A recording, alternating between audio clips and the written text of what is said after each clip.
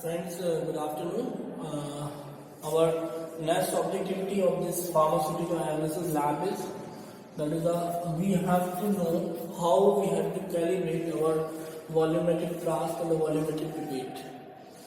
So, in your brain it may come out that why we are calibrating this volumetric flask and volumetric pipette. That we have already discussed in our key portion that why we are calibrating it. Still, I just want to clear here it that volumetric flask and volumetric pipette individually will get for each and everybody is having its own volumetric flask and volumetric pipette. And the glassware which we purchase from the market, they may of different grades. So in order to have the uniformity in our calculation, we calibrate the glassware so that the error in our calculation can be minimized. So this is a volumetric, this is a this is the volumetric pipette we have to calibrate, and this is the volumetric flask we have to calibrate. Volumetric flask that we have to calibrate, and this is a volumetric pipette that we have to calibrate. So just what we'll do is that after the name we have to write the reference. So you can see the reference of the same book is written as we have written in the first experiment. Then we have to write the requirement we have to write whatever material we use. So here we will use the burette, pipette, volumetric flask, beaker, funnel, wash bottle or distilled water. These are our requirements that is utilized during this experiment. So now we'll see how we'll do this experiment.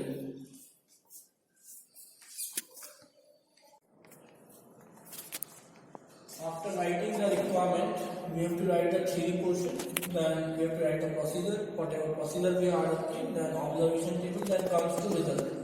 So here objectivity is calibration of volumetric flask and volumetric pipette. So first of all we will write about what is the calibration and why we are doing this calibration. This will come under the theory portion. Then comes to the procedure. In the procedure, we will write whatever we do in the lab, that will come in the procedure. So how we do the calibration of volumetric flask, that will come in the procedure. Then how we do the calculation for the volumetric pipette, that will come in the procedure.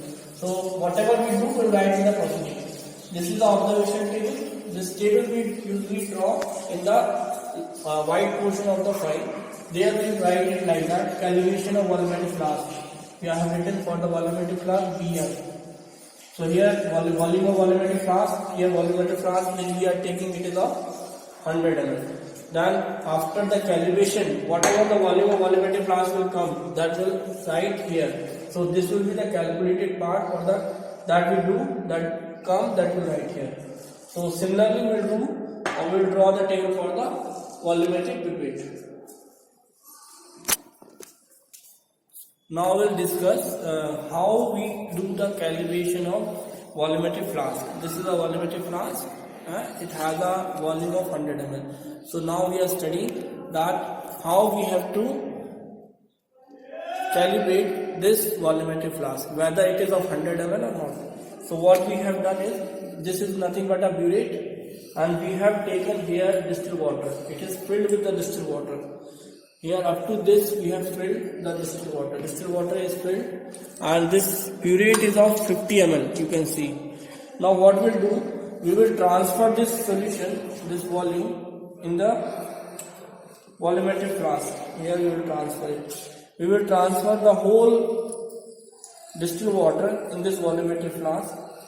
First it will transfer 50 ml. Then again we will fill it. Then again we will transfer up to 50 ml. So whatever volume it will consume, that will be shown by here in the burette. That will be the actual volume for the conical volume, that is the volumetric flask which we are using. Suppose we are getting the volume 98.9 ml.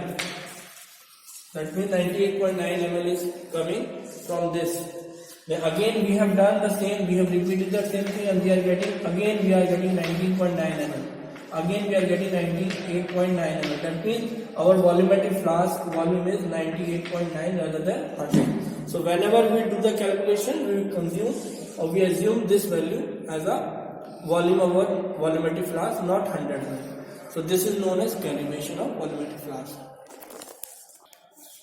Our objective is volumetric flask we have calibrated. Now volumetric pipette. How this volumetric pipette can be calibrated, this we have to learn. So in this calibration of volumetric pipette, we have our table with us. This is the calibration of volumetric pipette. We have written it as a VP. So volume of VP, it is of 20 ml, that is why we have written 20, 20, 20. We are repeating this experiment twice, that is why we are writing 20, 20, 20. Now how we do the calibration, whatever volume of this will come, that we will write it here. So how we can do it, just we will take the volumetric pipette and we will take the distilled water and just we will suck it.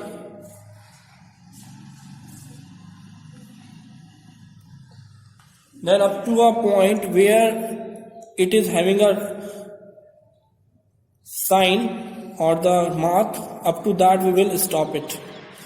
Likewise we will stop it. Now you can see we have stopped it. Then we will transfer this solution in this burette, whatever volume it requires.